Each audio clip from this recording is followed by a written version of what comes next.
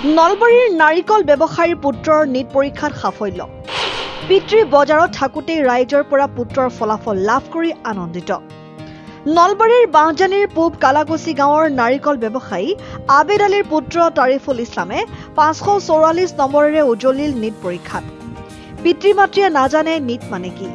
তাৰিফুলৰ সৰুৰে পৰাই পঢ়াৰ প্ৰতি থকা ধাউতিত সপোন দেখিছিল পিতৃ মাতৃয়ে। অৱশেষত সেই ফলাফলটো আহিল। আনন্দৰ জোৱাৰ উঠিল বাঁহজানিৰ পূব কালাকুছি গাঁৱত।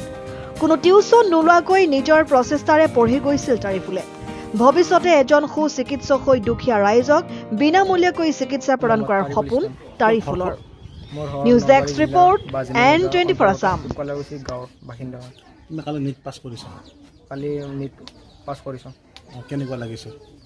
মই সুখী, মই যে নিট পৰীক্ষাত উত্তীৰ্ণ হয় বহুতেই সুখী। ভাবিছিল না কেতিয়াবা? ভাবিছিলানে? মই ভাবিছিলোঁ, মোৰ মনত সদায় বিশ্বাস আছিল এদিন পাছ কৰিম বুলি। কেনেকৈ প্ৰিপাৰেশ্যন কৰিছিলা নিটৰ?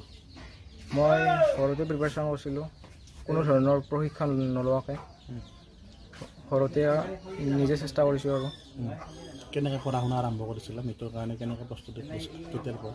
মই প্ৰায় এবছৰ আগৰ পৰাই মই নিটৰ কাৰণে পঢ়িছিলোঁ। তোমাৰ দেউতা কি কৰে? মোৰ দেউতা নাৰিকলৰ ব্যৱসায় কৰে। সাধাৰণ ঘৰৰ ল'ৰা তুমি? হয়। কি ধৰণে আগবাঢ়ি যাব ফিউচাৰ?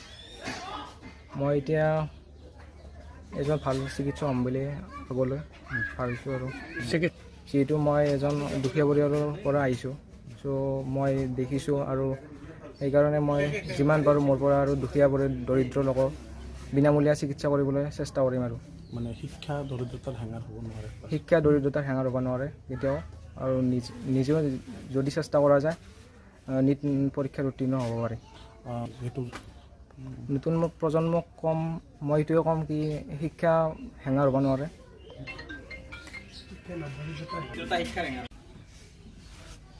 নাই, কোনো ধৰণৰ লোৱা নাই, নিজে চেষ্টা কৰিছিলোঁ আৰু ঘৰতে প্ৰায় এবছৰৰ পৰা পঢ়ি আছিলোঁ। প্ৰজন্মক মই এইটোৱে ক'ম কি দৰিদ্ৰতাই শিক্ষাৰ হেঙাৰ হ'ব নোৱাৰে, আৰু নিজে যদি ভাল কৰি চেষ্টা কৰা যায় এই নিশ্চয় এদিন হ'লেও উত্তীৰ্ণ হ'ব। ৰাইজৰ মানুহে কৈছে আমাক পাছ কৰা বুলি, নিট পোৱা বুলি। নেট পোৱা বুলি। তুমি গম পোৱা নাই? গম পোৱা নাই। ভাবিছিল নে কেতিয়াবা? একো নাজানো মই সেই নেট কি পৰীক্ষা। এনেই মানুহৰ মুখত শুনি কিনে ভাবিছোঁ ল'ৰা ডক্তৰ হ'ব এতিয়া। কেনেকৈ সৰুৰ পৰা কেনেকৈ তাক দেখিছিল? লক্ষণবিলাক কেনেকৈ দেখিছিল আপুনি মাক হিচাপে? সৰুৰ পৰাই অলপ লক্ষণটো তাৰ পঢ়াৰ ব্ৰেইনটো আছিল, আৰু পঢ়াও অলপ মনোযোগো আছিল তাৰ। চেষ্টা কৰি থাকে বাৰে বাৰে। ক'লেও সি খা লোৱাৰ কথা বিচাৰ ল'লেও সি নাখায়, তাৰমানে পঢ়াতে মনোযোগ দি থাকে। কোনো ধৰণৰ টিউচন নাই, অকলে ঘৰতে পঢ়ি থাকে। মানে আপুনি ভাবিছিল ল'ৰা কিবা এটা হ'ব বুলি? আশা আছিল আৰু এটা। এতিয়া চিকিৎসক হ'ব ওলাইছে। ৰাইজক আশীৰ্বাদ দিয়া, ৰাইজক সেৱা কৰা। ডক্তৰ হ'ব গম পাইছে আপুনি?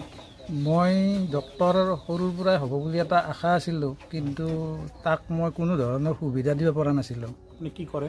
মই সাধাৰণ ক্ষুদ্ৰ ব্যৱসায় এটা কৰোঁ, আৰু সি নিজে পঢ়ি থাকে, তাক মই কোনো ধৰণৰ টিউচনো দিব। মানে ডক্তৰ হ'ব ওলাইছে? ডক্তৰ হ'ব ওলাইছে। যেতিয়া মই তাৰ নেটত পাছ কৰা শুনিলোঁ, খুব আনন্দিত লাগিলোঁ। ক'ত গম পালে খবৰটো আপুনি? তাৰপিছত মই কুকাৰ বজাৰত গম পালোঁ। মানে বজাৰত আছিল? বজাৰত আছিল, ব্যৱসায় কৰি নাৰিকল বেছি আছিল? নাৰিকল বেছি আছিল। তেতিয়া আপুনি গম পাইছে ল'ৰা ডক্তৰ হ'ব? ডক্তৰ হ'ব। তাৰ পৰা মই আহিলোঁ, মোক ওচৰ চুবুৰীয়াৰ মানুহে বাহবা দিলে। সৰুৰ পৰা কেনেকুৱা দেখিছিল তাক? মানে কেনেকৈ আপুনি হেৰি কৰিছিল? সি সৰুৰে পৰা খুব একান্ত মনে পঢ়ে। টিউচন নাই? টিউচন নাই, সি মোবাইলত চাই নেটটো দিছে। সি কোনো কোচিং দিয়া নাই? কোনো কোচিং দিয়া নাই। আৰ্থিকভাৱে মোৰ সক্ষম নাই, নিজেই তাৰ ব্ৰেইনেদি সি নেট পাছ কৰিছে। এতিয়া কি পৰামৰ্শ দিব পুত্ৰক? এতিয়া মই ল'ৰাটোক এইটোৱে ক'ম যে নেট পাছ কৰাৰ পিছত এজন ভাল চিকিৎসক হৈ অহা তাৰপিছত আমি যেনেকুৱা দুখীয়া মানুহক সেৱা কৰাটো মই তাক বিচাৰে বিচাৰোঁ।